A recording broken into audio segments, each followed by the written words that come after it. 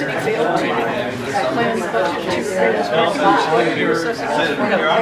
That's what I just told them. They're talking about millions and millions and millions of dollars to replace all the water meters, deal with water maintenance, deal with all water. They said this is stuff that should have been done on a regular basis over the last 7 years. It wasn't done. It's all falling apart now. And you want today's regular stuff? Pick one.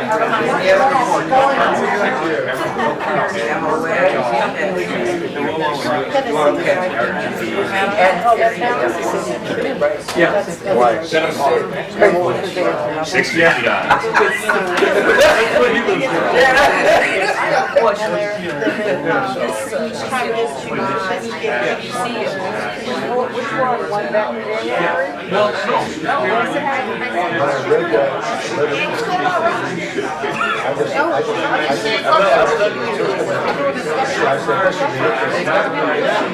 And then he said you can have your managers at the booster.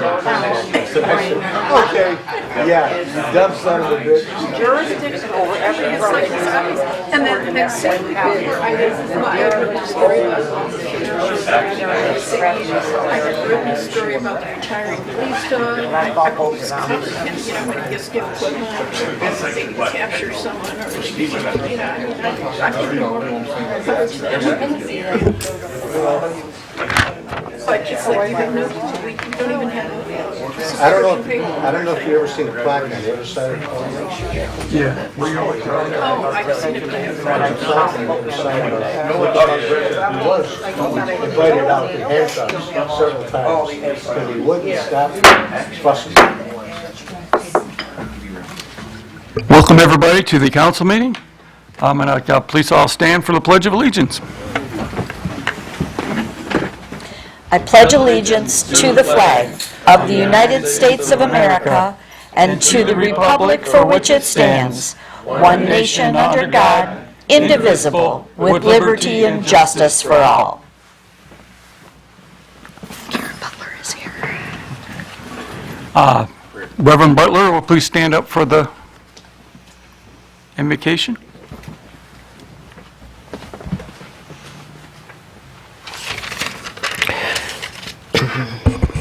Father, in the name of Jesus, we come to you tonight in behalf of the city of Lincoln Park and its leaders. We ask you tonight, Lord God, to touch each one of them. I pray tonight for a peaceful meeting, and I'm going to honor the request of our city attorney and ask for a short meeting in the name of Jesus. As we pray, Lord God, we thank you for humor, but taking care of your people is serious business.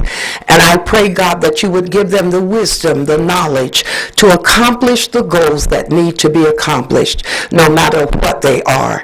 I pray tonight for each person that is on this city council, that you will remember them as they remember your people, as they remember their families, their children, and protect them and cover them in such an evil world.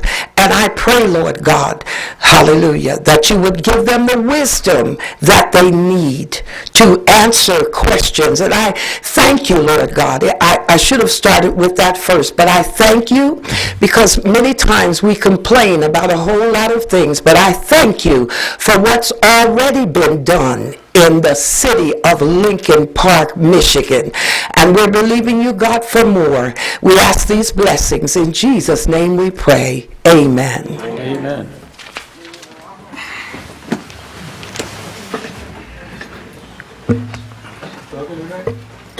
We have a couple of, Roll call. first we'll do a roll call. Good idea. Okay. Councilpersons Bear? Here. Dupre? Here. Ross? Here. Salcido? Here. Zor? Here. Tobin? Here. And Mayor Higgins. Here. Thank you. Okay. I've got a couple of guests or speaking things that I would like to get out of the way first. I'm going to do them in the mayor's remarks. First, I would like to ask the chairman of the CIC Commission to step forward, Mr. Jason Nichols. We had a garden walk, and he's going to speak on that. We have a drawing winner, and we have a a garden winner.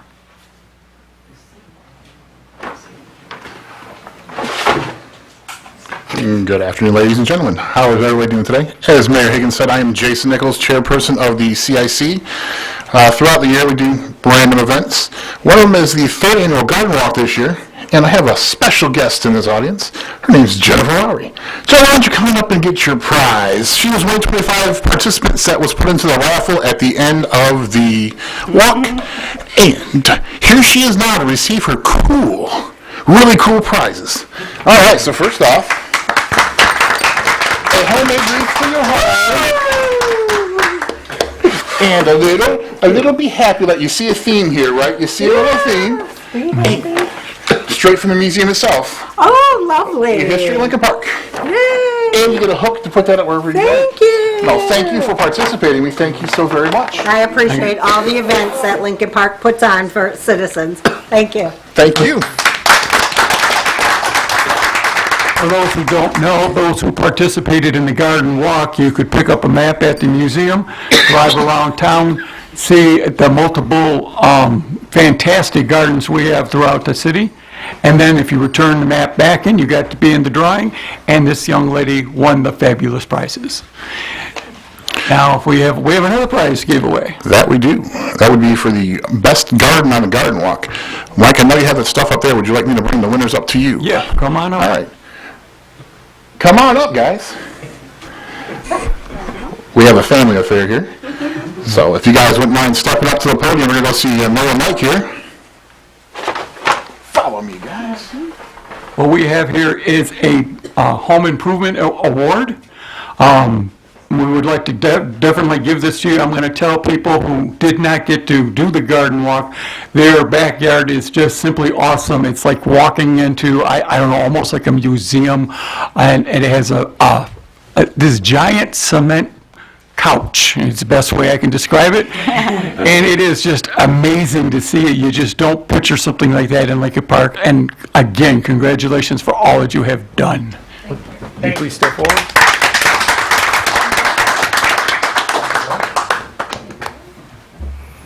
And again, you can hang that up, where in the garden or wherever you want.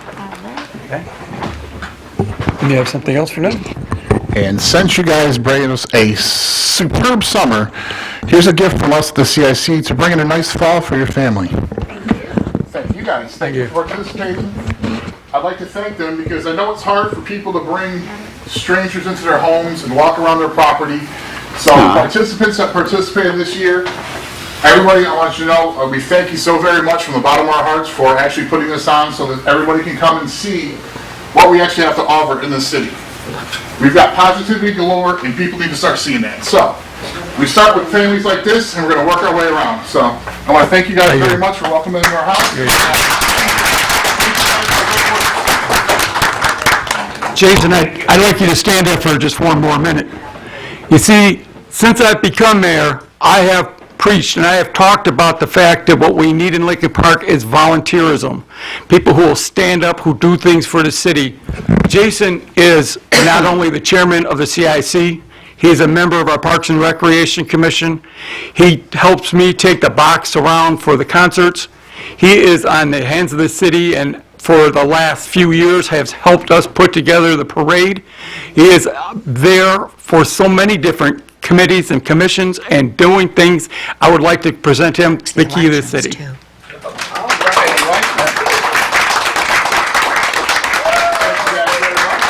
Thank you, Councilman. You know what? No, we're going to do high fives all the way around. Give me your hands out. Let's go. High fives. Bring a little fun in you guys' life. There you go. Oh, yeah. High fives. Do the waves? Do the way. Thank you, guys. Mayor Higgins, I'm so sorry. I meant to acknowledge the passing of former Councilwoman Virginia Mondin, and we want to remember her family and all of her friends and all of the people that knew her. So, Father, in Jesus' name, remember this family. Remember these thy people, we pray. Amen. Amen.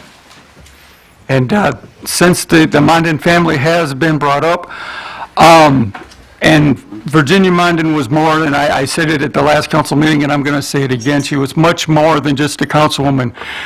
She was involved in a little bit of everything in town. She was involved with the VFW, she was involved with the American Legion, she was involved with Little League Baseball, she was involved with the Parks and Recreation, she was on, and to the day she died, she was on the Historical Commission. She is somebody who was a very part of the soul of Lincoln Park and will be desperately missed. The family of Virginia Mondin will be celebrating her life Saturday, August 17th, from 1 p.m. to 5 p.m. at the American Legion Post 67 Hall at 1430 Southfield, which is right across the street. Of course, it's in Lincoln Park because she was, like I said, part of the soul of Lincoln Park and very much missed. Thank you for the kind words and thank you for all that she has done. Now I have a couple other more disturbing things that we need to talk about. I'm going to ask the city manager to give me an update on the trash situation. Thank you, Mayor and Council.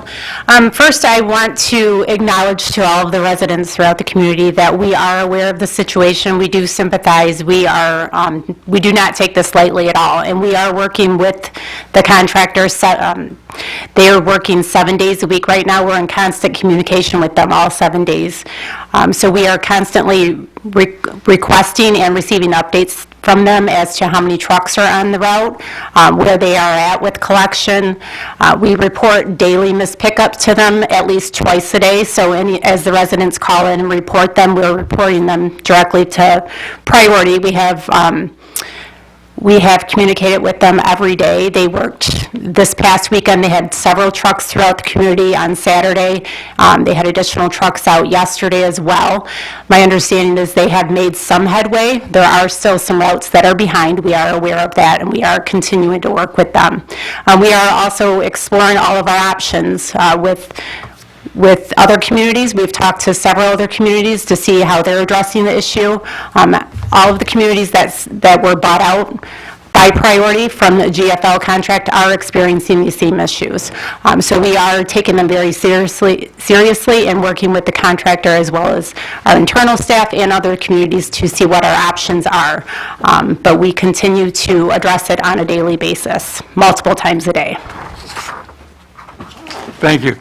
And I'd just like to add to that, there are 17 communities all dealing with the same issue, and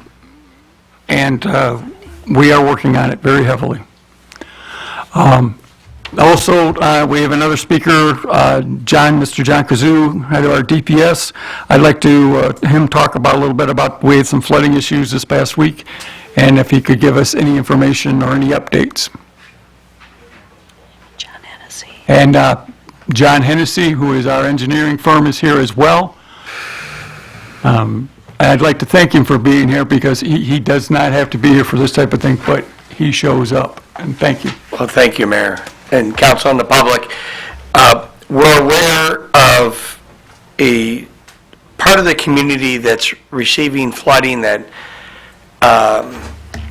hydraulically should not be receiving flooding based on the rain event that was present through there. When this first came to us, probably in January or something to that effect, we went out and we checked all the bulkheads. We did find one leaking bulkhead, but it wouldn't be enough to contribute to what is contributing to the basement flooding through there. And the council has authorized us to do an efficiency examination of the RTB, which is the retention basin, and the pumps that are present through there. And we have a fear that the pumps are not pumping enough, and we're looking into that issue right now. That study's ongoing. We're probably 8 weeks away from that. And we're looking to capitalize some of our ARPA funds that we have to improve that situation through there, to alleviate this situation. We have not really modeled this area of the city because it really has two inflows to it in a somewhat of a small geographic area. We're proposing to model that this fall through there with the ARPA money that we have to really get an understanding. Because during my communications with the residents of the area, they had received flooding on an annual basis, and they really shouldn't, you know, when you look at it hydraulically. And so the long story short is we think that there may be an issue with the retention basins through there that we have to look at to remove the water quicker through there. And I don't know if John has any other. Basically, I would almost duplicate what John has said. Mayor and council did give us an authorization to go through and evaluate not only the pumps at the retention basin, but other items of the retention basin, and that process has just started. So as John said, it's going to take a little while to evaluate that. But I will tell Mayor and Council, this is our number one focus. We're under an ACO with the city, which the Mayor and Council is well aware of.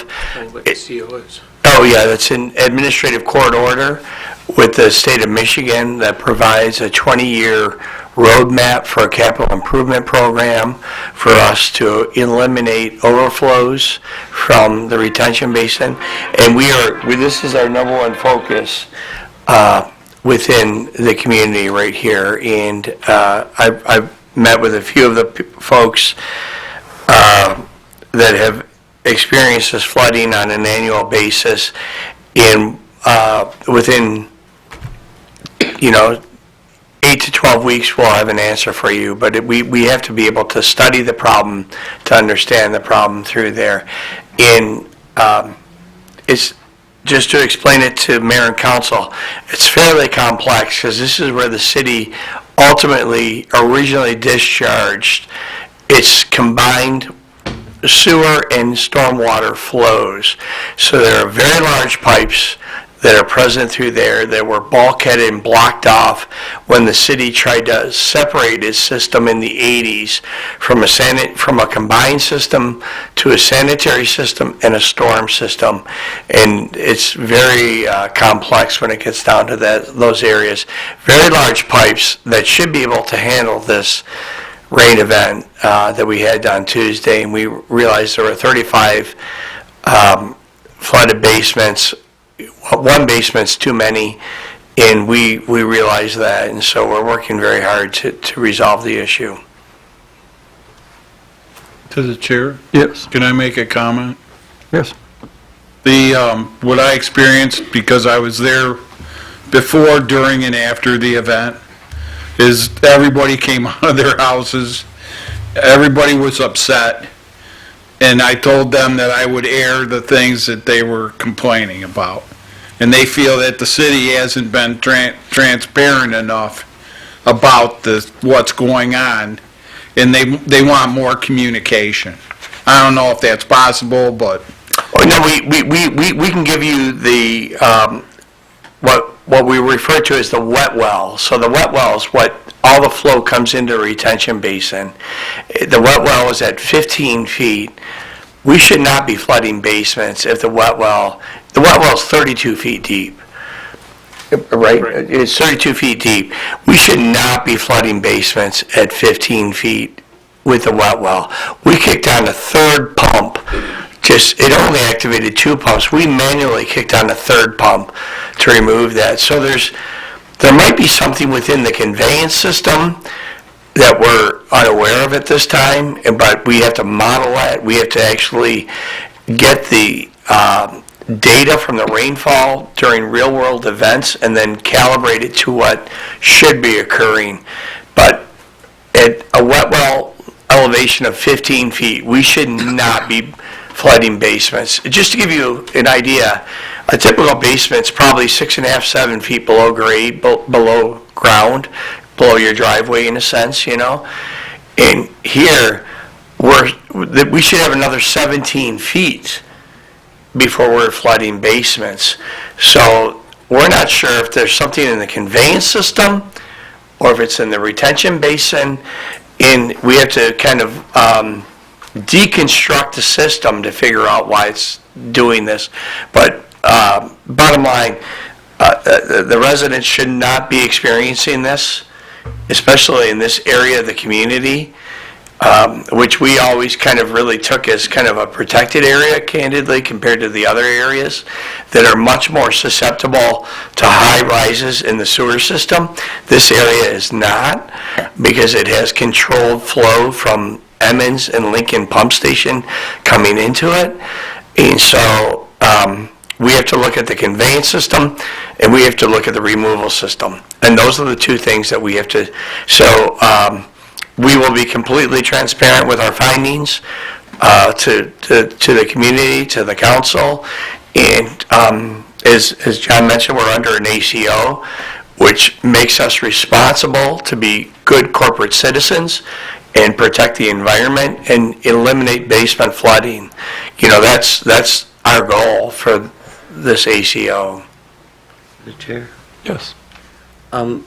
In January, when we had the flood event, there was an investigation, and now it's August, and that investigation still isn't done. Can you tell me why, and can you give me an idea when that investigation will be done? So when we first started, in January when this happened, we did it. We did a series of tests within the sewer system, and we found one bulkhead, which is where storm sewer came into a sanitary sewer, and they blocked it off with pipe, with brick and mortar and things like that. We investigated all of those, and we found one bulkhead had failed. We replaced that bulkhead to ensure that the storm water from the creek would not come into the sanitary system. At that point, we were still seeing flooding because we had communications with some of the residents within the district through that period, and they were still experiencing issues, and that's when we started to examine the RTB. And now we're looking at the RTB. We are under reconstruction with the Lincoln and Emmons stations, and so now we have to really look at is the efficiency of the RTB what it was initially, and where is it at now? And those are the types of things that we have to examine right now. Because there's two inputs, there are three inputs. Lincoln, Emmons, and then the rainfall within this district, right? Those are the three inputs. We have one output, and we now have to examine the output. Is there a suggestion? And I hate to interrupt, but to add to that, back in January, or let's say the January rain event, let's call it February, that's when we started to see there's got to be more to this. Yeah, that's right. And then we investigated furthermore into the RTB, and now we're finding that it is not keeping up with where it should be. And I'm going to say it's because it's been built in 1983. It's just wearing out. And we're saving some of our ARPA money in the event that we have to upgrade these things. But we should make the council and the public aware this is not a simple upgrade. It's not just like replacing one pump and putting a new pump in. We need a whole new electrical system that can carry the voltage to the pumps. And so if you can imagine, is what's referred to as head loss. When you pump up, like it gets less efficient, the ability to push it up higher. These pumps literally go from 32 feet deep to 20 feet in the air, and they pump it into a trough, and that's how it goes into the retention basin. So there are enormous pumps that pump literally about 50 feet in the air. So it's not like we could put another pump in and actually alleviate this issue. It really candidly wasn't until I interviewed a few of these folks that I understand that this is a reoccurring situation in this part of the community on an annual basis, which is obviously unacceptable. And we're looking at this, and we're saving some of our ARPA money for this in the event we need to address it, which I think we will. We will have to remove these pumps and upgrade the pumping system, the electrical system, and the control panel. Is there something you can recommend to these residents while you're doing this, finding out what it is in case we have another rain event? Is there anything that, any kind of saving grace we can offer them besides just not using their basements? Well, there's a series of things that homeowners can do, that we're not recommending or mandating by any means. But I will tell you that normally these events somewhat are short in duration in a way. You know what? You get a real flush and then it comes down a little bit. And the one in January was not, but that was because of a situation at the RTB. So we can explain that one, why the duration was what it was. I think backflow preventers, and we can work with the community to see if there are backflow preventers that we can make people that income eligible for those seniors and things like that, which protect you from the system. And a backflow preventer basically is just a flap gate, right? And when the water is too high, meaning in the sewer system it's up here and your basement's here, it'll shut the gate and it'll lock your basement out. But you have footing drains associated with those things. There's a lot of ways a basement can flood. Backflow preventers are a very sound way to do it if you have a sump pump system. If your system is still combined to the sanitary system and you have a flap gate that comes down, there's still a potential that the footing drain water will come up through the basement. There are two drains in your basement. One is connected to the sanitary and one's connected to the storm. And the whole reason that those are connected there is to prevent your basement floor from heaving. That's the reason that they're present through there, that there won't be this hydrostatic pressure differential across the floor through there. So you can still get some water come up through the footing drains, even if you have a backflow preventer. But our goal is certainly to analyze this problem very quickly. We're on a fast track to do that. Come to council with some recommendations and address the RTB issue. Is there any other questions from the council? There is a young lady in the audience who I know wants to ask a question. Would you like to step forward? Please ask to stick straight to this subject for this time. My name's Debbie White. I live at 3615 North Shore Drive. And, okay, we were flooded in January. And look, behold, we got flooded last week. My home did not get flooded because I put a backflow preventer and a sump pump, which cost me thousands of dollars. I've done everything to my home. Now, when you come to the city council meeting, and I've been here and I've asked, what are you doing about it? Now you come to terms, there's a problem at the water retention, possibly, right? Certainly. Okay, before it was Lincoln Park was not at fault. Lincoln Park is at fault. Lincoln Park has not maintained or taken care of it. This is not the first rodeo I've been to complain about my basement being flooded. I lived here 8 years. You know how many times I've been flooded? At least 9. Because it's not just once a year. This is so far twice a year.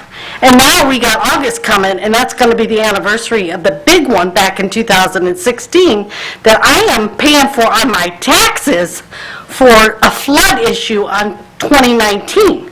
I don't understand that either. But okay, it's not the fault of City of Lincoln Park. Yes, it is. The City of Lincoln Park needs to stand up and find out. And we can't wait around because you know what? The rain is going to come again. And us poor people are going to get flooded again. Everyone on my block that has a basement, other than the one lady across the street, got water in their basement, and it was sewer water. WXYZ talked to somebody, I don't know if it was city council, about the flooding in Lincoln Park. And someone made the comment that, oh, it's a rare occasion to get sewage in. Bull, no, it's not a rare occasion. It's happened many times. I'm here to testify against it. You don't want to live like that. If the city can't fix it, they need to buy our homes at market value so we can be done with it. Thank you. And I will let the mayor and council know, I met with Debbie a few times, and that's what really spun this situation, that she had multiple flooding events, which I was unaware of prior to that. But we're under design, or under evaluation with this, and it's a complex situation. I know that doesn't satisfy the residents, but once we figure out exactly what's going on with the RTB, we're going to propose solutions, and we'll be able to rectify this situation. Thank you. Thank you, Mayor. Thank you. And then all I will say to this comment is, the citizens are dealing with something they should not have to deal with, and it's something that has been dealt with for a couple of years, or a few years, and this mayor and council are doing something about it, and that's where we will just leave it at that. And I will move on with my comments for the day. I'd like to congratulate the EDC and the DDA have come together, and they will do a new banner program. I've had a lot of people asking about it, businesses asking about it, and we are moving forward on that, and I want to congratulate them. And why I'm congratulating people, I would like to congratulate the Lincoln Park Moose. The Moose Lodge has been in Lincoln Park for a very long time, and it had fallen on hard times, but it very recently received an award, being a, I'm trying to remember, trying to get the, being premier lodge for the state. They only give so many of that out for the year, and that's something that Lincoln Park can be very proud of, and that we have. Then there are some just reminders real quick about things that are coming up in the city. Farmers Market every Sunday, that they have turned the farmers market around this year. There are quite a few things going on over there. This week, they had at least 4 different farmers over there on jewelry, some goodies going on, good times, be there. Remind everybody, Thursday night concerts. This week will be the Roots Vibration. I'm not really sure who that is, but I will be there. The concerts on Thursday night are always fun. I'd remind everybody, Lincoln Park Days are coming up, August 23rd, 24th, and 25th. I'm sure Councilwoman Maureen Tobin will be talking about that a little bit later on in the night. And lastly, another congratulations. Fade Barbershop has opened up on Fort Park, right behind CVS, they have done a wonderful job redoing the store. It looks absolutely beautiful, and they've done a great job, and they are open, and good prices, good people. So, with that, we will move on to the agenda, and before I even announce that we're going into the consent agenda, there are some changes that need to be made, and I'm going to turn that over to the city clerk. Okay, so before we approve the consent agenda, there are a couple of corrections. The minutes, Resolution 241 does not reflect a no vote that was voted, so I have added that in and corrected it in the minutes that'll be in the book. And then items C through G on here have a second paragraph. They're all to solicit bids, and they all have a second paragraph on there that says something about, be it further resolved that the cost will come from specific accounts, and because it's a request to solicit bids, there's no cost expenditure. So to prevent anybody from being confused in future times, if they look back at the minutes, I'm going to remove that paragraph from each of those items. Okay? Thank you. And I'm sorry, I did forget to announce one of the special events coming up.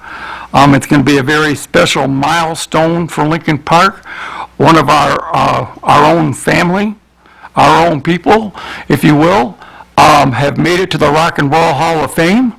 So on Saturday, October 12th, we will be doing several activities throughout the year. MC5's family will be in town. We will be giving them a tree and a plaque at the band shell. There will be music, band playing their music. There will be a DJ that will play the MC5. If you can't know, I'm very excited about this. MC5. You hide it so well. I love their music and the fact that they've finally made it to the Hall of Fame. And when you talk to other superstars who are rock and roll people, they will tell you that they have been influenced by the MC5. And just not even 6 months ago, the New York Times did a story on the MC5. And what the first thing they talked about was, one of the things that made them great was they grew up in Lincoln Park, which was, how wonderful could somebody say? But there's going to be food trucks there, there's going to be music there, there's going to be artists there, there's going to be just a lot of things going on, and more things will be announced as we go. I'm sure Lillian will keep us updated on that because the museum is in charge of that, and she is the liaison to the museum. Now I will move on to resolutions. Resolve the following listed under the consent agenda be approved as presented to the mayor and council. Approve the minutes of the regular meeting of July 22nd, 2024. Approve the accounts and claims payable. Solicit bids for pressure relief valves. Solicit bids for road repair for the DDA segments. Solicit bids for paving city parking lot. Solicit bids for water main replacement Phase 2. Solicit bids for lead service replacement. Solicit bids for heaters and at the community service center. Solicit bids for the basketball courts at Youth Center Park. For those who don't know, that is will be at Gregory and Abbott. We will also solicit bids for the KMB and Senior Center lighting. Approve sub-recipient agreement with Blessed Hope. Approve the sub-recipient agreement with the Senior Alliance. Approve a block party for 1,200 to the 1,300 block of Wilson. And attend training for the fire inspectors. I'll move. Support with a question. There is no questions on this. If we want to move something to later in the agenda? Okay. Okay. It's all right. I'll get a question answered later on. Okay. Councilpersons Ross? Yes. Dupre? Yes. Bear? Yes. Salcido? Yes. Soar? Yes. Tobin? Yes. And Mayor Higgins? Yes. Thank you.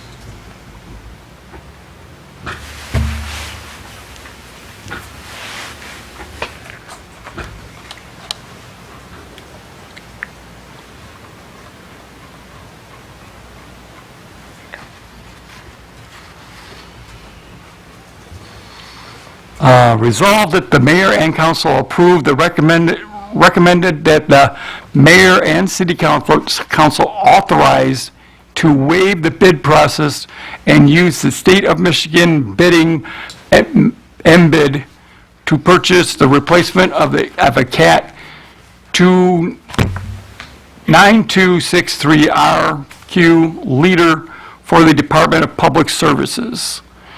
Please be it further resolved that the cost of $240,327.56 will come from the approved 2024-2025 CIP budget. Approve with a question. I'll support. Okay. Go for it. I'd like to know why are we replacing it? How old is it? And what funds is it the water funds paying for this?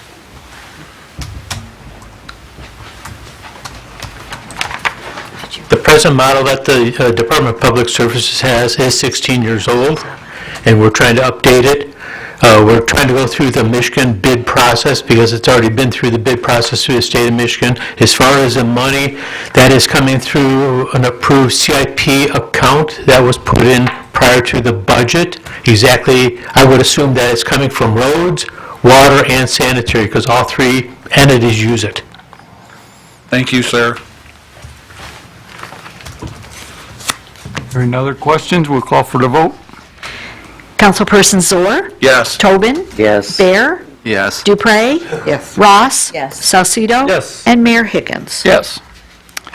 Resolved that James Mixter of 445 Moran be and hereby appointed to the Historical Commission to fill out the unexpired term of Virginia Mondon, term to be expires on May 1st, 2025. I would like to sub-second that. For those of you who have not met Mr. Mixter, he has been involved with the Historical Society for a very long time. He has been on the society side for a long time. He is currently the treasurer for the Historical Society and has stepped up and with the openings. He is a man who has been around and been very important to Lincoln Park over the years. And hearing nothing, I'll call for a vote. Councilpersons Ross? Yes. Mayor Higgins? Yes. Councilpersons Bear? Yes. Dupre? Yes. Salcido? Yes. Zohr? Yes. And Tobin? Yes. Thank you.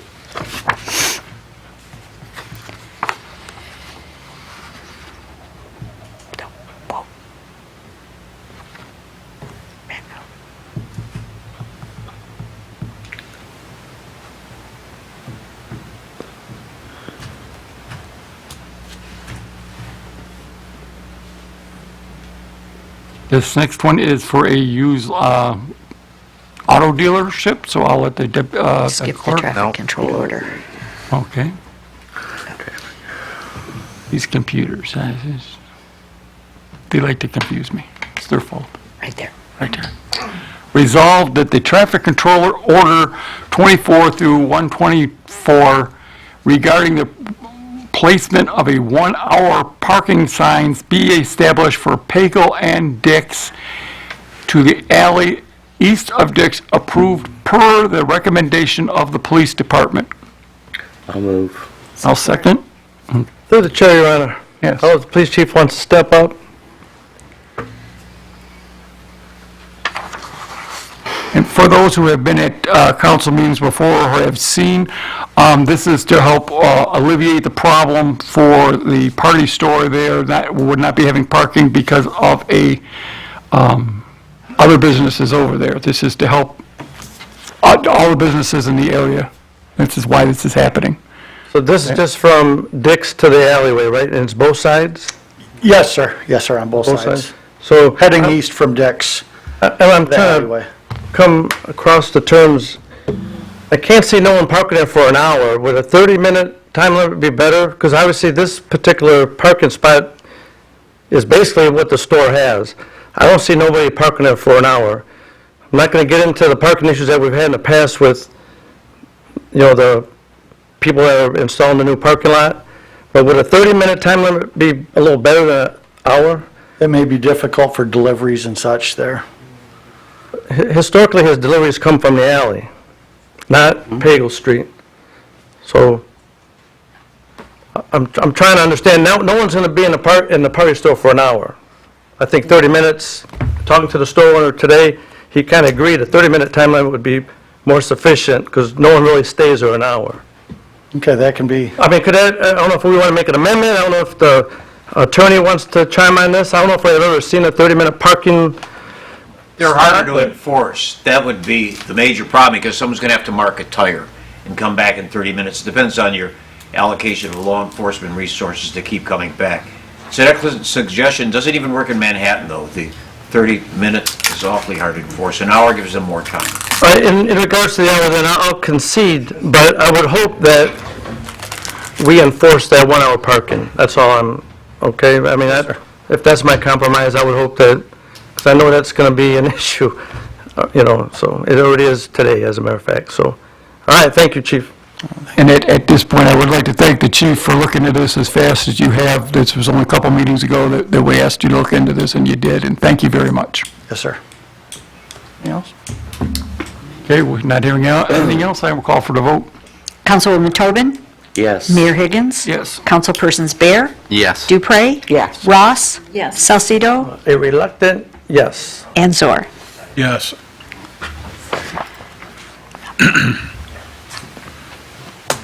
And now we'll ask for the clerk to give us the update on this car dealership. So this is a resolution to approve the renewal of 2 annual used auto dealer licenses. The first one is Ruby Recycling at 3298 Dix, and the second one is Class Auto Incorporated at 616 Southfield.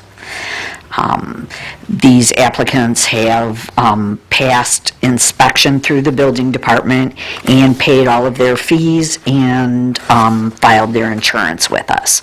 The resolution reads, resolved that renewal of an annual 2024 used auto dealer's license be approved for the following locations: Ruby Recycling LLC, 3298 Dix, and Class Auto Incorporated, 616 Southfield. I'll move for discussion. I'll support.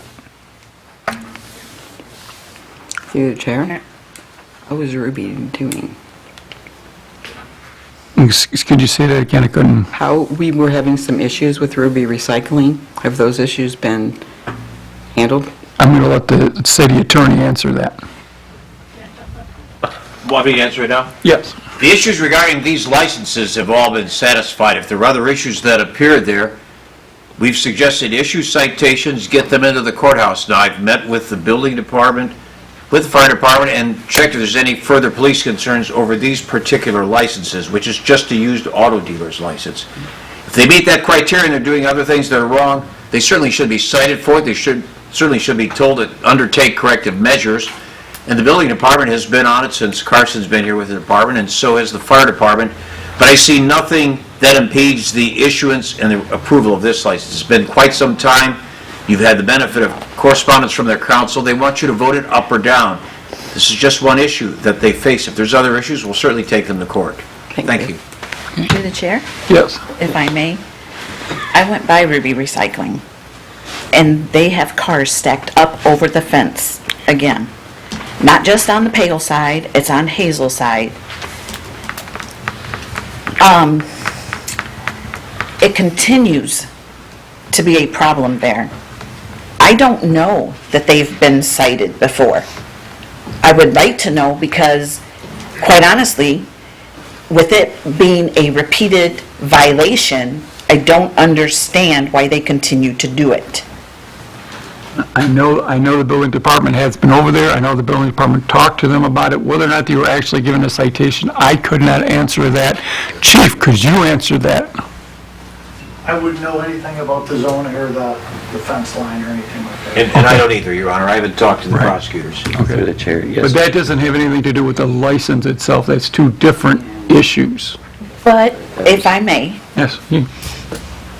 when we give them their approval, it's like telling them that they can do what they've been doing. And this stacking of the cars and making it look horrible for the neighborhood, we're not approving that. But by approving their license, I feel like that's exactly what we're doing. We're telling them, go ahead and do it. Because we know today that it is stacked up over the fence line. Through the chair, last night at about 9 o'clock, there was cars 4 feet high over the fence line and overgrown trees in the cars. It was not pretty. Yep. It's kind of scary to go over there.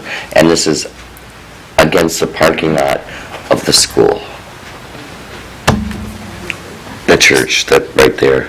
And it's, I was pretty appalled that they were that blatantly, that high over the fence line.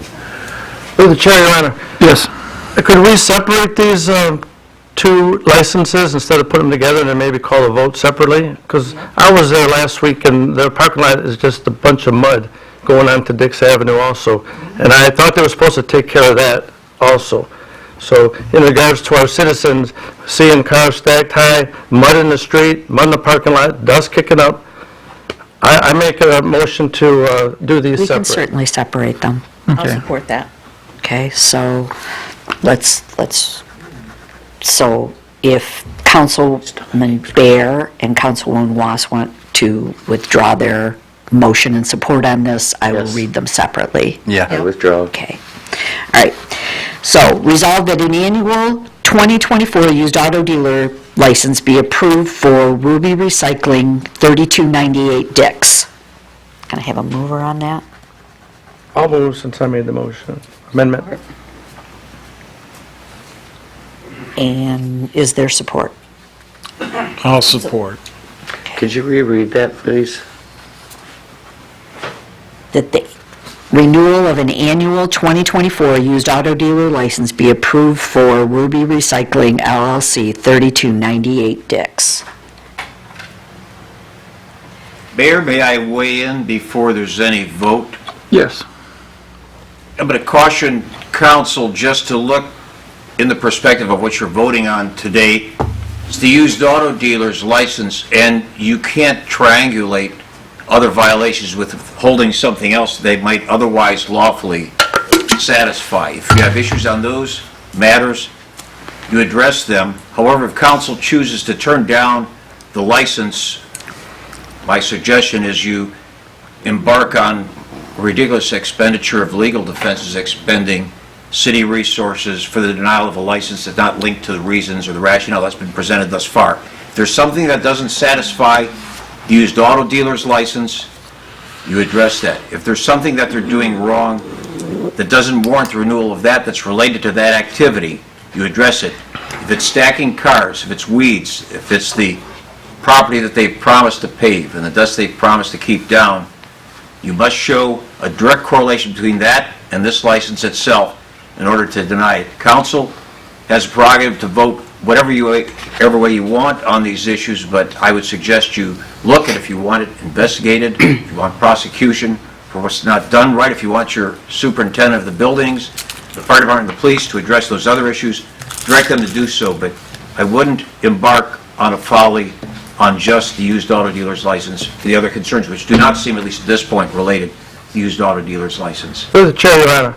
Yes. I would like to withdraw my amendment. How about if we table this for review for 2 weeks, and perhaps we can get the building department and the ordinance officers to check out the cars that are stacked and any other violations that they may be in before we move forward. So if I can make amendment to table this for 2 weeks? I will support. What would be a motion to refer it to the next agenda, not to table? If it's a motion Okay. to table, you take it off whenever you want.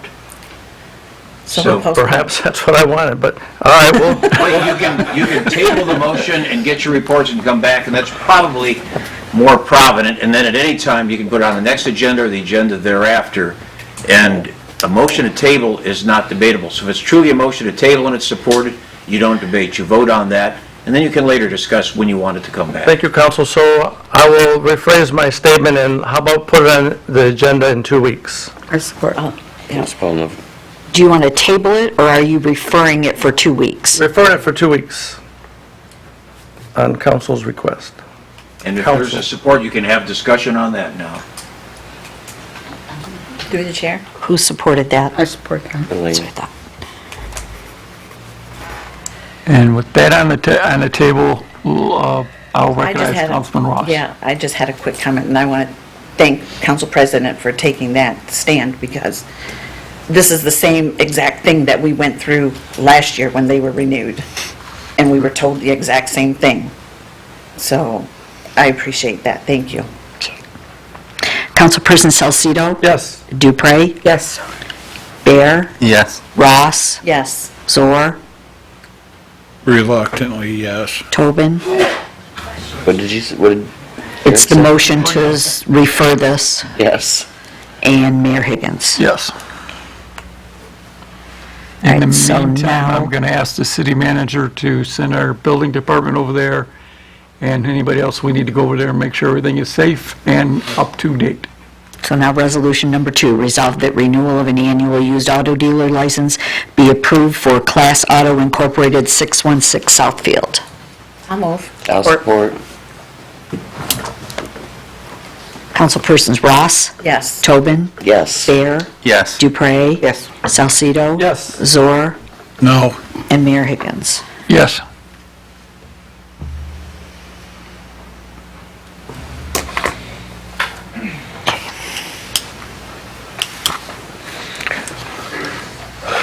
Wait, do the next one.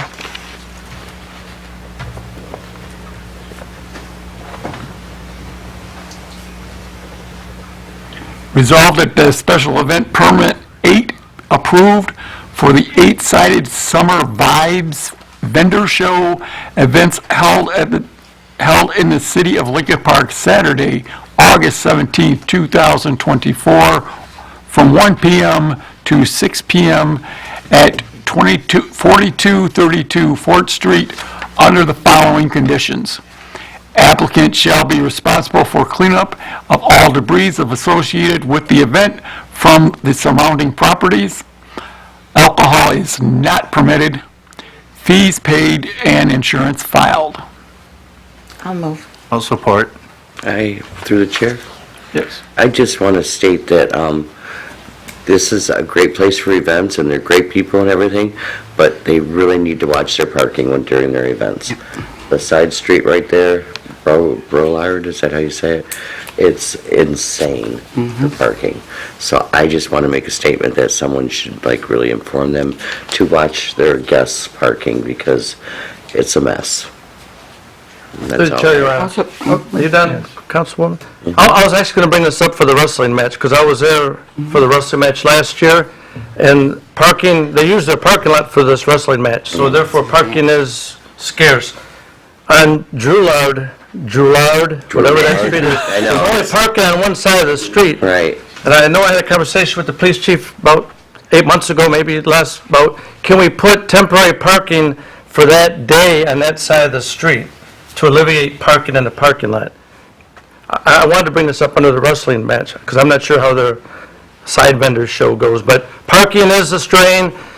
I'm telling you, I was in McCaffrey's when they had that wrestling event. I checked out the wrestling event, and people were parking in McCaffrey's parking lot. So, and they were kindly telling them to move their cars, and maybe there was some issues, maybe there wasn't, but they shouldn't have to go through that. Are we talking on the apartment side or on the business side? There was no parking on the apartment side. Through the chair, my question was going to be, is this event indoors or out? Because it's a small Outdoors. place. They do it in their parking lots. Okay, so it is, it is an issue. But the parking lot between them and McCafferty's, they own both those little parking lots. People think it's McCafferty's parking lot, but it's theirs parking lot. Oh. Yeah.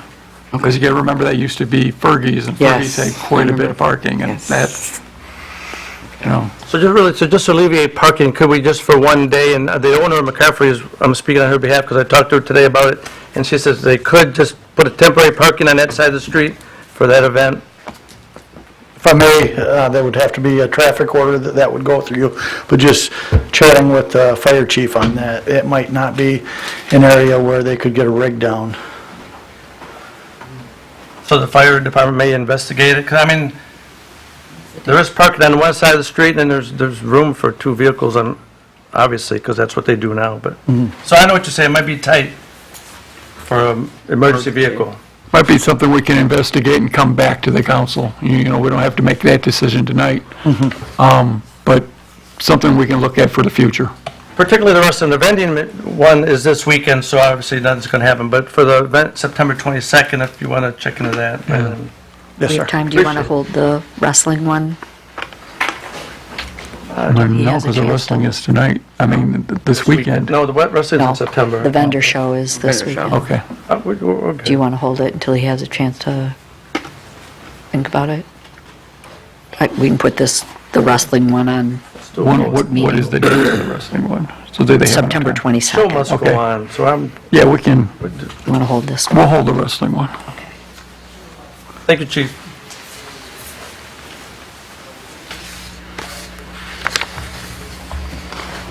Okay, are we ready to vote on this one? Anybody have any more questions? Then we will put it up for vote. Councilpersons Ross? Yes. Bear? Yes. Dupre? Yes. Salcido? Yes. Zor? Yes. Tobin? Yes. And Mayor Higgins? Yes. Thank you. And And we're going to hold the wrestling one until next meeting so that we can get clarification from the chiefs. Thank you. so this will bring us down to the city manager's report. Yes. Thank you, Mayor. I wanted to touch base with all of you on the current staffing levels and where we're at with some of the candidates. So we currently have several positions that we have offered positions to. They've been accepted, so they are in the pre-employment process now and getting very close on hopefully starting positions here. So we have 5 full-time DPS positions that we've filled.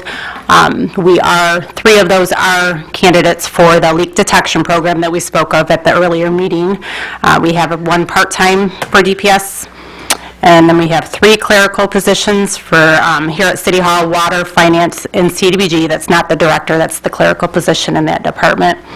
And then we also have 2 part-time employees, 1 for the animal shelter and 1 for Parks and Rec.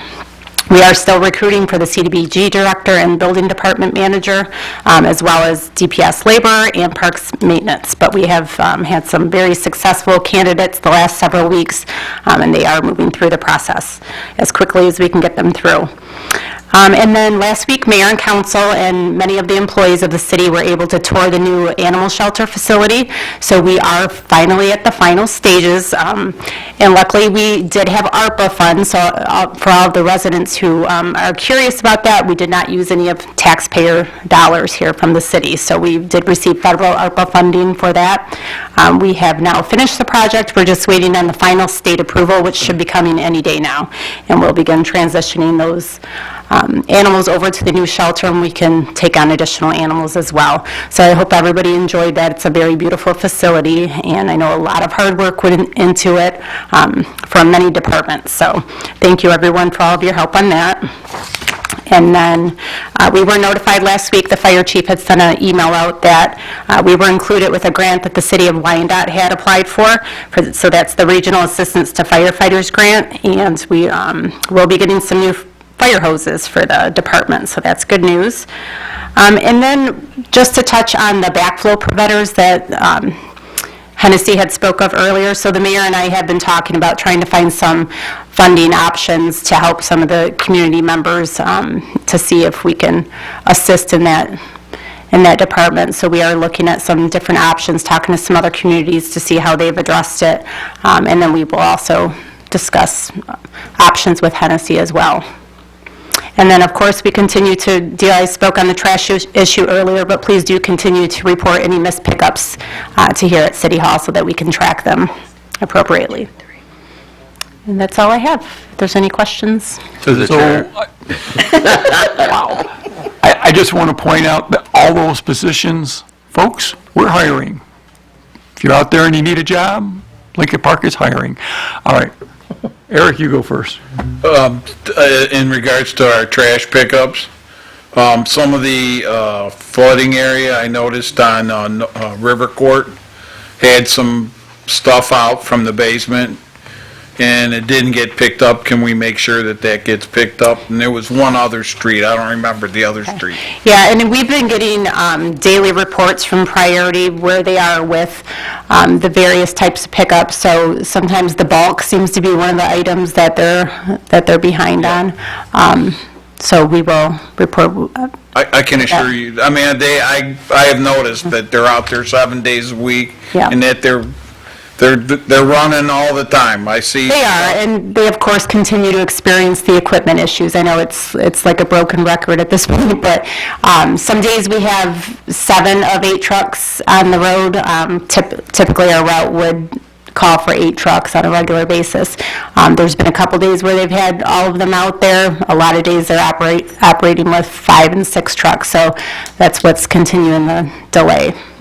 And of course, playing catch-up when you're that far behind, it's hard to get caught up and get back on schedule. I believe Councilman, are you done? I am, sir. Okay, Councilman Ross, I believe you were next. Thank you.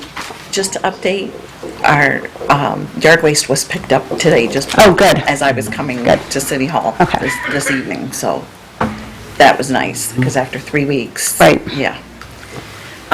Just a quick question, is it on our website that if you get, if your basement is flooding, like, do you call DPS? Like, what are the instructions? And if it's after hours, to call the police department? So during the day, you can reach out to City Hall or DPS. So call city management or down to the DPS directly. If it is after hours, please call the police department and they will notify the standby guy in the department and send someone out. Do we have that information on our website? It should be. I will verify and see exactly how it's laid out on there. So then what happens, let's say it's after hours and a call went to the police department, our DPS after hours employee goes out. Is that information sent to you? Yes. Okay. So DPS tracks all of the homes that they visit and sends the information over for our files. Okay. And then at that point, I mean, like, I want the residents to know that we just don't sit on the information, that we're actually, taking it in and doing what we have to do with it, whether it goes back to DPS for, further inspection, or are we giving that information to the engineering firm? So it depends. This incident last week the addresses have been sent over to the engineering firm as well as finance. Some residents have filed claims, insurance claims. I do want to remind everybody, we don't have insurance for this. So those residents that did see the 2019 have noticed that on their tax bill. That's because the city does not have coverage for this. We're not able to get it on our regular liability policy. So any payouts for any reason, whether it's a settlement or any type of liability issue, the taxpayers ultimately do pay these at the end of the day. So that's why that's on the tax bill. But yes, a claim can be filed with the finance department if there's a backup that generally gets turned over to our insurance carrier, and they will handle the process for us, even though we don't have coverage. If it's a much larger claim, there are times that when a class action is filed, that type of thing, they're sent over to the attorney's office, and we don't do anything further with them. So it just depends on the situation. Thank you. You're welcome. Okay. Somebody else? Sure. Go ahead, Maureen. So I am going to bring up the area of Stewart where we did the water mains last year, and they ended in the fall, and the restoration progress, and there's a certain resident that I hear from regularly, and I know John hears from him, and you hear from him, and he wants his lawn restored and his curbs fixed, and he was promised this would be done in the spring, and it's now August, middle of August, and it's not been done. And can we please get this gentleman restored? Yes, and we have been dealing with this issue.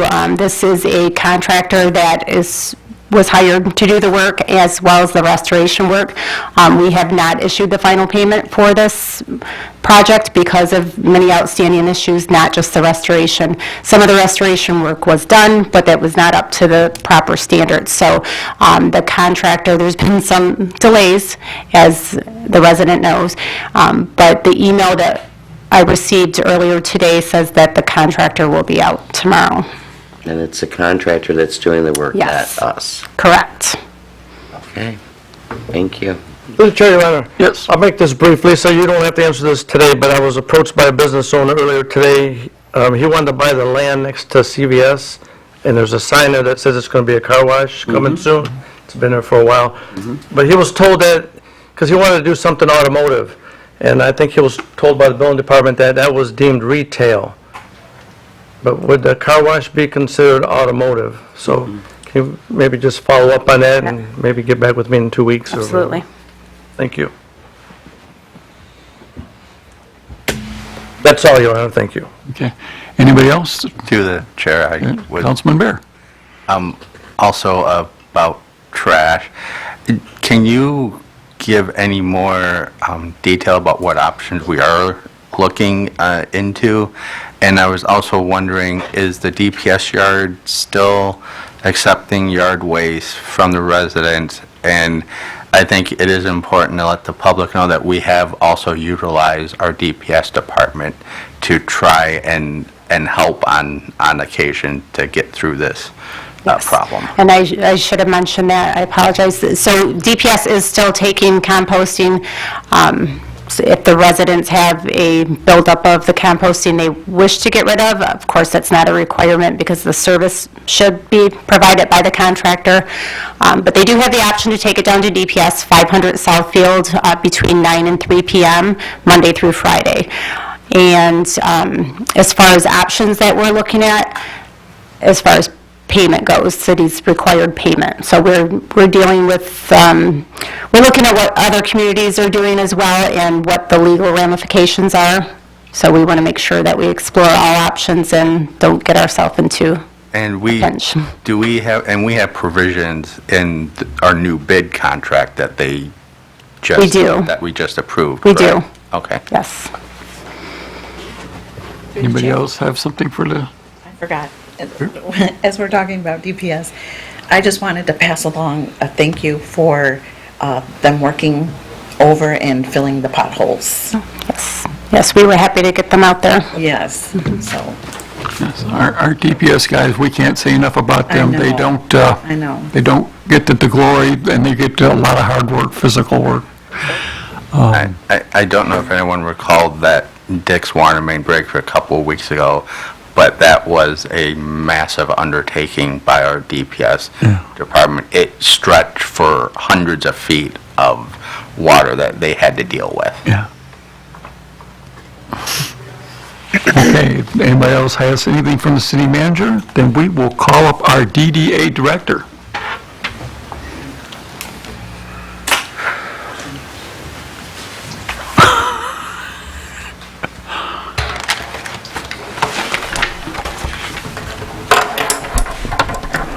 All right. Good evening, Council. I have a handful of things I want to cover today. I'll start with the City Hall gardening project. So, obviously in front of City Hall, unfortunately, it looks a little rough, but at our most recent DDA meeting a few days back last Thursday, we voted to take on this project. So, Easy Landscaping, who does our landscaping for our downtown area, will be taking on this project, and they'll be doing the de-weeding and removing the vegetation and putting in sod for the grass for that area. So that'll be, he told me, sometime this week, so hopefully very soon. And last time I presented, we had a few buildings that were in various stages of development, so I want to provide a few updates. So 1706 Fort Street, that's the building right on the corner of Fort and Arlington. That he just passed Planning Commission last month. That is going to be a STEM education training facility. And 1518 Fort Street, that'll be a banquet hall. He's in the process, far along in the process of receiving our, hopefully receiving our facade grant. And then some things to look forward to. 2271 Fort Street is right on the corner of Fort in Cleveland. She just passed Planning Commission last month as well. If all things go well, that'll be hopefully a daycare. I know she'll be seeking a variance at the upcoming ZBA, so that she has that to look forward to. But again, if that goes well, that'll hopefully be a daycare center. And then the mayor mentioned this earlier, so 2428 Ford Park, that's right before Champaign, that's now a barber shop. And last but not least, so right here, something to look forward to, right here at the Taco Bell right here on Southfield Road. Back in June, we had a pre-application Zoom meeting with this gentleman, and if all things go well, be on the lookout for Ali's Chicken Place. So, okay, so speaking of development, I've been working on a pocket park gathering place that will be going behind where our fitness court is, the grass area behind. I've been working on that. So I've had Giffords and Webster. There are planning company that we have now with the city.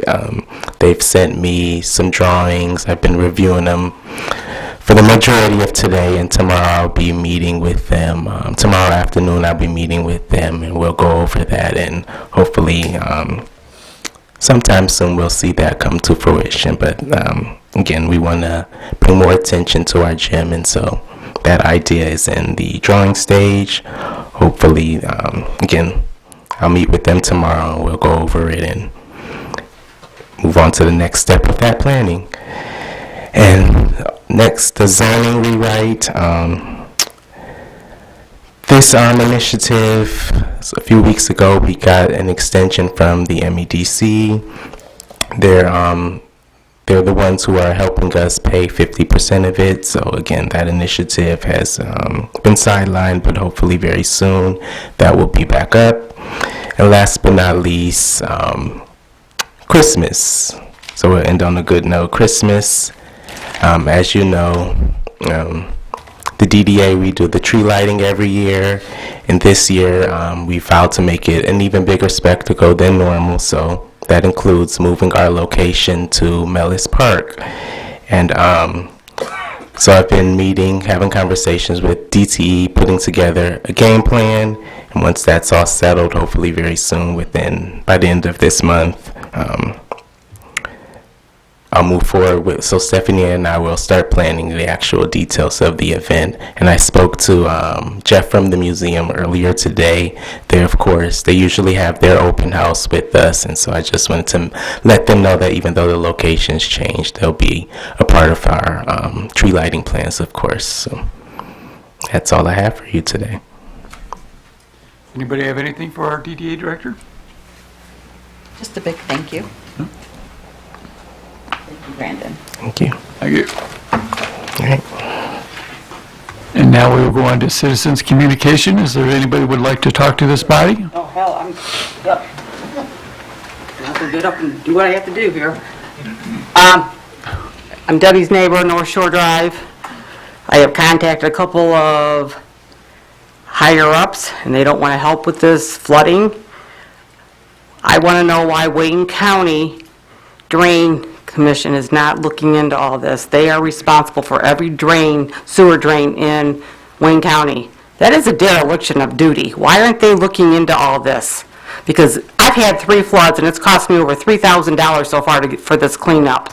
Back in February, one of Hennessy's workers, I live right at the corner where it makes the curve, and his worker was outside. I had the window open because it was a little nice day, and he's on his cell phone asking somebody, where is the sewer line break on North Shore? Why haven't they checked that drain right there when you're making the curve?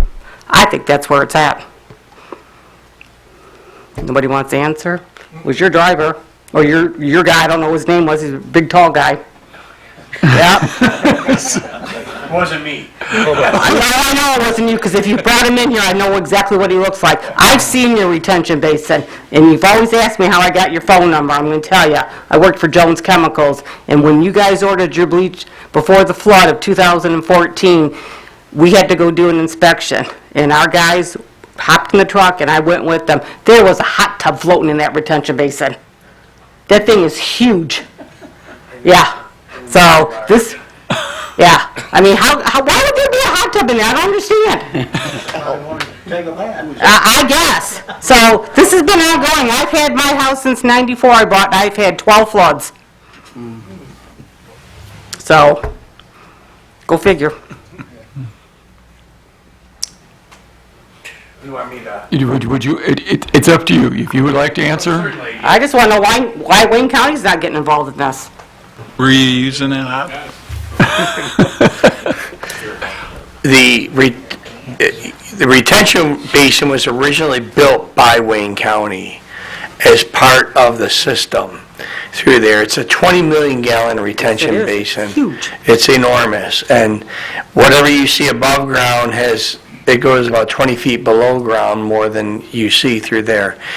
And this area on North Shore should not be experiencing the flooding that they're receiving. And once we understood that there was annual flooding events through here, which were somewhat unknown to us compared to the balance of the community, we really began to dissect this, and that's where we're looking at the retention basin. The city inherited this retention basin from Wayne County. The city really didn't build it in a sense, they didn't design it, and so we're kind of stuck with how it works. But we have to improve the efficiency of it to eliminate this situation. On North Shore, we recently did a project where we separated the sewer, the road flooding from the sewer flooding through there, but it does receive flows from the Emmons and Lincoln pump stations into this area through here. And so we have to look at the efficiencies of the pumps at the RTB to see how they were initially sized, how they're working, what type of efficiencies they have. And we've already talked to our pump supplier that works on these pumps to see if there's something that we can do to improve them. And that's unlikely. We have to actually upgrade the entire electrical system to get greater voltage down there, amperage down there for the pumps, and to get a new control panel system through there. And but we're well underway under that. But Wayne County at this point doesn't have anything to do with it, unfortunately. They were the originators of it, and we're kind of stuck with what they gave us. And they designed this, and one thing I want to point out for sure so that people understand this, they designed this to work in conjunction with the plant in Wyandotte. They really didn't design it for us, and so there used to be what was referred to, and this goes way back, to what's called the 8th Street Gate in Wyandotte, where they would close off Lincoln Park, River Rouge, and Ecorse, just shut them from the plant. And all three of those communities had discharge points to public waters, and that's why they did that. And that's how this plant, the RTB, the retention basin, was designed. And there's some questions that we have about it, but we're kind of stuck with where we're at now. But we're talking with Eagle about these situations through there. Something's got to give, because it's unacceptable. It is I completely. And I was utterly shocked when I heard the frequency of flooding within this area. It really shouldn't be this way compared to other areas in the community where it's more easily attributed to something that we can see. But it's not getting fixed. That's what we're trying to figure out. But we're on the path to fixing it. Believe me, trust me. Been hit since 1994. Right, From we 94 found to about. 2014, nothing. All of a sudden, ever since. But we've been on it since February. And how you approach these problems is you peel it away like an onion, right? You remove the easiest culprits, and then you delve into it more and more and more, and that's why we're at the retention basin at this point. We've jetted the sewer lines. We've looked at the sewer lines. Nothing is telling us that we should have this flooding present through there. That's why we're focusing on the output. Thank you. Thank you. Anybody else want to talk to this body?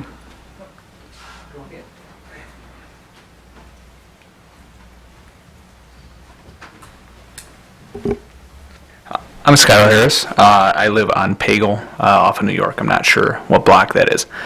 We just moved in about 2 years ago, and we have flooded twice. I'm sorry to beat a dead horse, but the whole street flooded. We all came out this last Tuesday, talked to each other in disappointment, and from the sounds of it, it sounds a lot like there's a mechanical issue, something going on with our pumps, whatever systems they have going there. So I'm curious to why the city is unwilling to accept responsibility for it, if that is the city's system in place. I'll let the attorney answer that. Well, it seems, Your Honor, that what Mr. Hennessy said is it's unacceptable. They're trying to isolate the problem, and the city has never shied away from accepting the responsibility. As we all know, everyone here who owns property knows that once we accept the responsibility, we end up paying for it on our tax bill. So it's not that the city has ever shied away. In my experience with the community, having worked with Mr. Hennessy's father on the first federal lawsuits, which were filed in 1978, insisting that the city get into a sewer separation system, assessing the taxpayers millions of dollars on bonds to build that retention basin, and then having it turned over to the city. The city's always done that. The answers don't survive anything further. I happen to know that my own mother has flooded, I think, 17 times since I've been working for the city here in Lincoln Park. So I know that the problem runs rampant for everyone here. I've flooded too. So we all understand that. It's getting to the point, but if the city's at fault, if there's corrections that's made, we're going to ultimately, all of us, pay for it, irrespective of what the cause was. So the city doesn't shy away from the responsibility. If you saw the memorandum the city sent out in January, the city said then, if the city finds it's at fault, as opposed to the past when we found DTE at fault, or one time Wayne County was, or one time the city of Ecorse bulkheaded a drain, one time another engineering firm left a bulkhead on a drain instead of releasing it. We went after them to pay for the liability. That was a flood, the Great Flood of 1994, where they paid. The city has always paid and always paid back to the taxpayers for it. So the city doesn't back away. Thank you.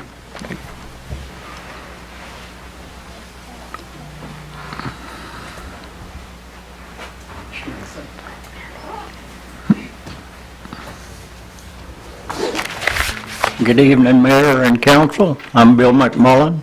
I live on Champaign Road, and I'm here about the environmental services. On our water bill, we pay a fee, and that's for rubbish and recycling. Maybe if you help back some of the money that we're paying on our water bill for the services that we're not getting, then you might have a little more pressure to get them to do what's right and get it on time. And the flooding on Champaign and Mark, they have like a catch basin. And Champaign Road gets to where the cars, it's up to the bottom of the cars going through there. There used to be a vac-all truck would come and vacuum it out. But I haven't saw a vac-all truck there checking it or anything for probably a year and a half.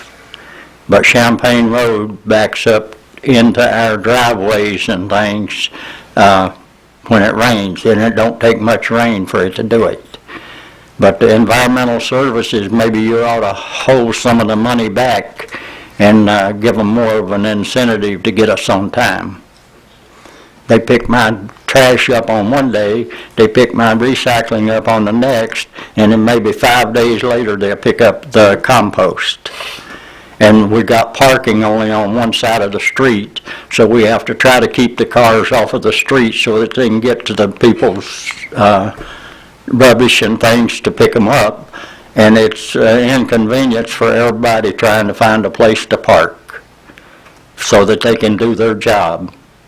And if you help some of the money back, maybe they would get it a little faster to get it on time. I can assure you, sir, I've spoken with other mayors, and we are not the only one in this situation, and the cities are not paying their full bills, and we are only paying exactly what we have to and holding back what we can. I can't directly tell you what we are doing, but they are well aware and they are not getting their money. So. It might give them a little more incentive to get it together. Oh my God.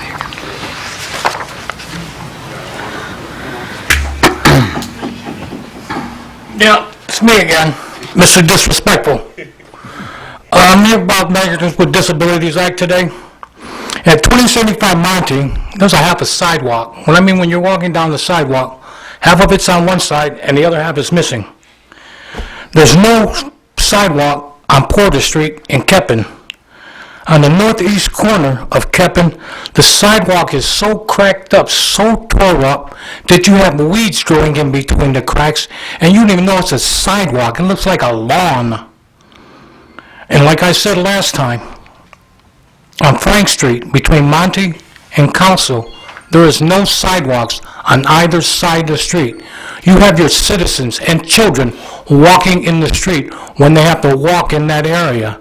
And like I said, American Disabilities Act saying that you have to provide ample, safe, secure walking space in your city. Now, my question today is, though, when you want an officer to take his job, as you say, does he get sworn in to turn around and do his job? Does he have to raise his hand and get sworn in? Yes, he does. Okay, now if he gets sworn in to raise his hand, does he get to sworn in to say, well, I get to pick and choose when the ordinances I want to turn around and follow and what ordinances I want to neglect? Because so far, that's what he's been doing for the past year. Because like I said, for the last 2 times I've been up here, there's been cars parked illegally in the city of Lincoln Park without license plates. And if I'm not mistaken, according to your ordinance on 484.03 permits, any car that is supposed to be stored in Lincoln Park has to be registered through the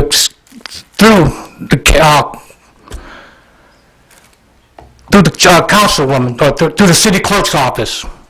Now, has anybody filed for any applications to store vehicles in the last 30 or 90 days? Probably not. And the reason why I'm saying this is on Keppen and Dix, there's some automotive dealership, I don't know who he is storing several vehicles in that parking lot for over a year, and nobody has done anything about it. And according to your ordinances, the last issued license plate shall be kept on that car. And all those cars there have no license plates, whether it's the last one or future one or any other one between that.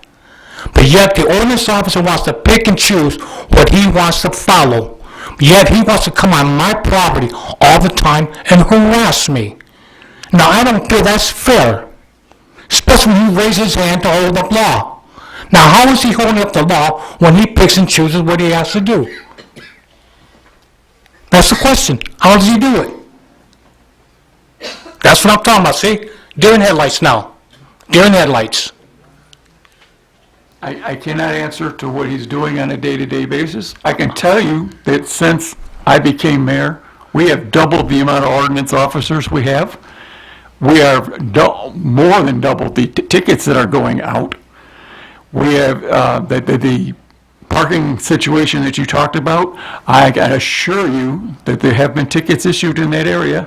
And in fact, that particular business is building a parking lot because we have given them so many tickets. Whether he is or not has no example for the future of To today. say that they're not being ticketed is not. So that is all I can say in this situation. Now, my other thing is, like I had mentioned 2 weeks ago, that Sears shopping center is being torn down. How long does it take to cut weeds down between the street and the sidewalk? I mean, we're talking 6 feet tall weeds now. That was 2 weeks ago. That's what I mean by the ordinance officer. I mean, I'm not turning around and asking him to go out there with a grass cutter. You said DPS workers are here, they're doing their job. I don't see it. And the other thing is, when they're using that water off the fire hydrant, who pays for that water? Mr. Fireman, who pays for the water when that contractor draws water from that fire hydrant? The contractors pay for it, sir. How's he paying for it when there's no meter on it? They're registered, we know.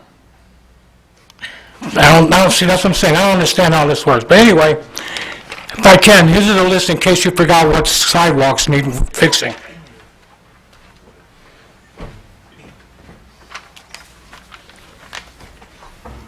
And the last thing, all on the north side of Lincoln Park, your trees between sidewalks and the curbs are lifting a bunch of sidewalks because you said you had a sidewalk program implemented.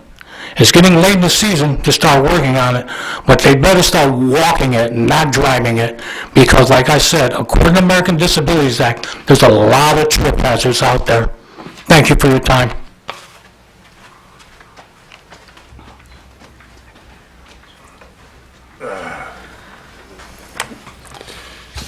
Good evening, Mayor and Council. Richard Kudrak. The garbage pickup on my street is Wednesday. On Saturday, I was driving down my street and a priority waste truck is going the other way. This is 4 days later, folks.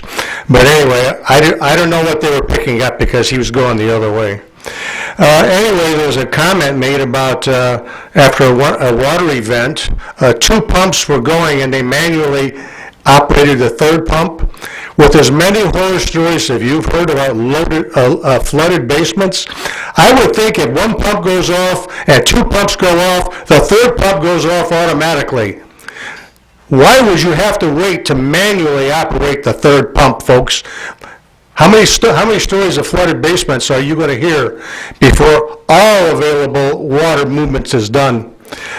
Anyway, you've been hearing about water loss for 20 years or so.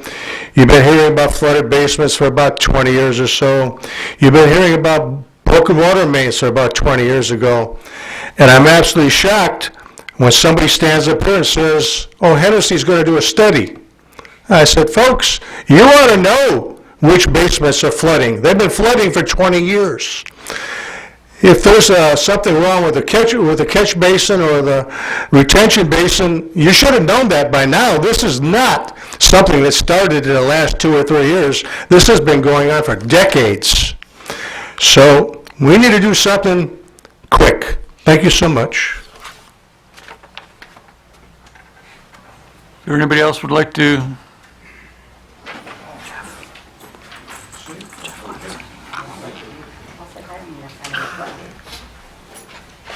Good evening, Council, Mayor Mike. I want to thank Maureen for mentioning the issue that I came down here to discuss. Unfortunately, I'd kind of like to know why it's been even put off so long. But if it's going to get done tomorrow, I don't know how, being this late in the year, how germination works with lawns and everything. But I'm just wondering, we do elect officials to represent the citizens. So when this issue came up by 2 council members, the mayor, and brought to John, you just kind of like blew it off, like it didn't matter. You came by my house and said, yeah, I'll be getting it done. Never happened. So now it's like I got to come here and pester the council people to find out how come you're not following through. It might be mediocre to you. I know you have a lot of problems with the water issues going on like that. The last company that was hired for new mains was a complete disaster. So many debacles, so much damage, but it was brought up about transparency and things being hidden. That's still an issue. Well, anyway, I thank you, Maureen, for bringing this issue up, and I want to thank Miss Lisa. You did tell me it was supposed to be done last week. So, being a new city manager and everything, it doesn't look good. You know, and it's not your fault. Your wonderful personality, we talked in your office, seemed like a good choice for a new city manager. But some of the current topics that came up this evening, like flooding. There's an issue where the flooding is rainwater going into homes versus raw sewage coming up in homes. Where the rainwater mixes in with the broken sewers. That's when it becomes a public hazard. One thing, rainwater coming in your house is one thing. See, nobody's discussed about the public health hazards that this can cause. I have heard nothing mentioned about that. This gentleman here has a lot of things to say that he should be on this side of the window commission. Might help out with the new election. And it seems like the goals that are supposed to be set by our elected officials, it's gone out the window. Because the same problems over and over and over again. Just for instance, my issue that I've been dealing with since early spring. Anyway, I want to thank Pastor Karen for the prayers, which is definitely most needed. And hopefully, John, you can get this resolved. I know your job's not easy, but we expect our elected officials and our supervisors to be honest to us. Just be honest to us. Good or bad, just be honest about it. And, what did I want to say? Carlos? Time for a toupee. No, I'm just kidding you. I love you guys. Lord. Thanks, Charlie. Oh, dang. Oh, my. Yeah, he went there.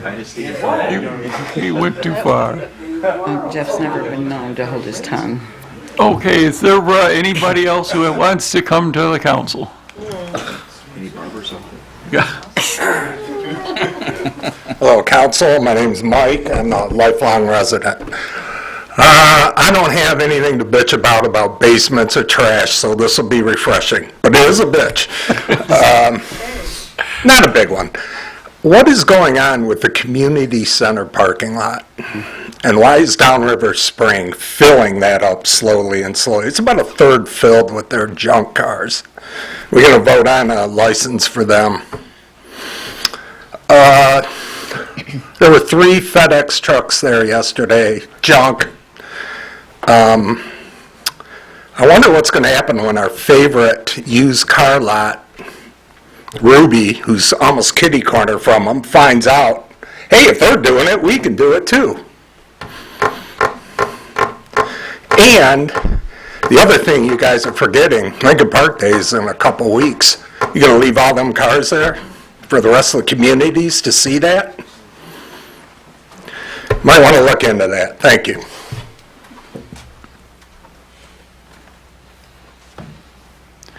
Anybody else would like to come to the council?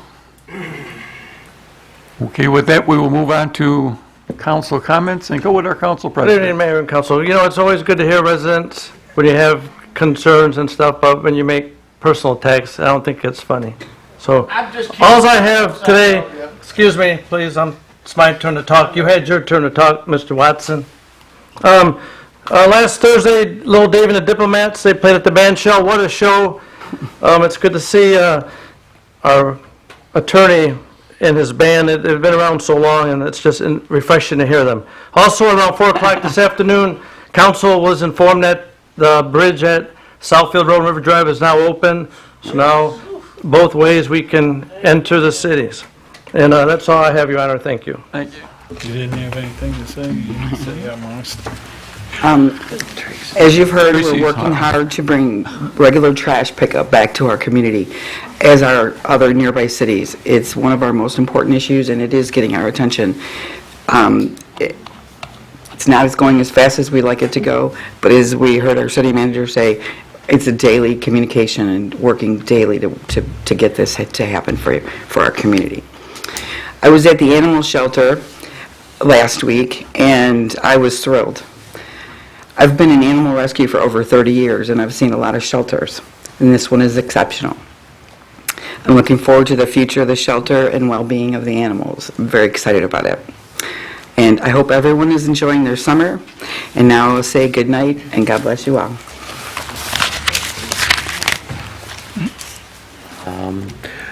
I was at the animal shelter also, and I got to tell you, it is fabulous, and I am just so grateful that we were able to get this done, and everybody involved, and the police department, everybody. What a great job you guys have done, and it's a beautiful thing for our community, so it's really good. August 18th, the police department will be having their backpack giveaway at the community center. It starts at noon, so please try to get there. August 20th, the police department will be having their blood drive at the band shell, the Kennedy Memorial Building. Starts at 9 a.m., I think. There's a QR code you can get off their Facebook page to register, or you can walk in. This Thursday, I believe, is the last concert of the season. It's the Root Vibrations. I think they're a Caribbean ensemble group that's going to play Caribbean music, so you might want to get out there. And then on the 23rd, Friday, August 23rd, Lincoln Park Days opens, and we have a lot of stuff planned for you. This year we were able to bring the bingo tent back, so come out and play bingo. We've got bands. Friday night, 50 Amp Fuse will be playing. Saturday night, Crazy Babies will be there. They got a surprise for you this year, so you got to come out and check them out. And on Saturday, Wisteria will be there, and it's AJ's birthday. He's going to be 60, so come out for AJ's 60th birthday. Vendors, crafters, food trucks, you name it, it's all going to be there. Car show Saturday afternoon. A lot of fun. Mass in the Grass Sunday morning at 10:30. St. Michael's will be there doing a church service. Musical instruments, a whole bit. It's going to be a wonderful time, so make sure you come out for that and keep enjoying your summer because there's not that much left of it. So enjoy and stay safe. Thank you, everybody. Thank you, Your Honor. Mayor already spoke about the celebration of the induction of the MC5 band into the Rock and Roll Hall of Fame. I just want to remind you again, write it down, save the date. It's Saturday, October the 12th, and festivities will start at 3 p.m. And again, this event is free for the public. It is free. Also, I want to remind you, if you are looking for or in need of a gift, the museum still has available for purchase the Lincoln Park History Book. They still have t-shirts and sweatshirts and posters. So, and they have a history coloring book too. So keep that in mind. I know Councilwoman Tobin just talked about the Lincoln Park Police Department's backpack giveaway on the 18th at the Community Center parking lot. Just a little surprise that Kiwanis donated some books, so the kids will be getting books as well. The Lincoln Park Police Department's blood drive, Tuesday, August 20th. I wanted to also add that in appreciation for your blood donation, the Red Cross is offering a $20 Amazon gift card and a one entry ticket to Cedar Point for this season. And I came across this and thought that you might also be interested in music bingo. I hear it's a big thing. I haven't done it yet, but I'm looking forward to the Parks and Rec, their music bingo event on July the 29th. I'm sorry. It is Friday, September the 13th at 7 p.m. at the band shell. And that's music bingo. And then August the 31st is Wayne County's Household Hazardous Waste Collection Day from 8 to 1 p.m. at the Westland Shopping Center. If you need more information, I believe we have it on our website under the DPS, or you can obviously go to Wayne County's website for more information. And that's all I have. Thank you, Your Honor. Councilman Beer. Thank you. I don't have much, just hope everyone keeps enjoying all the great events we have coming up in our city through the rest of the summer, and have a great night, everyone. Thank you. Councilman Zoer.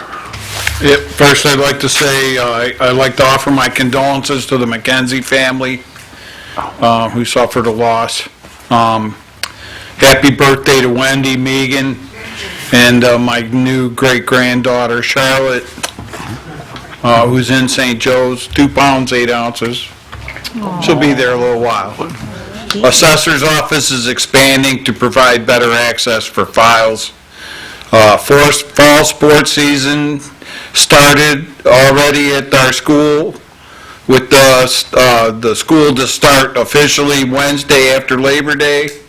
Most noticeable will be a new roof on the high school. Lots of construction on our schools this summer. With that, I say thank you. Thank you. I neglected to say the animal shelter was finished, and it is absolutely beautiful. We haven't done it formally to the public, and that's why the reporter wasn't told. We did it in-house first, show our people first. Then we will do a grand opening, ribbon cutting when we have our official open from the state. That's why you weren't invited. Okay, we will let you know. Okay. Other thing, August 24th, which is already, it's going to be at the Lincoln Park Days, but the Fade Barber Shop, which just opened up on Fort Park, and by the way, they did a marvelous job, okay? I don't need a toupee.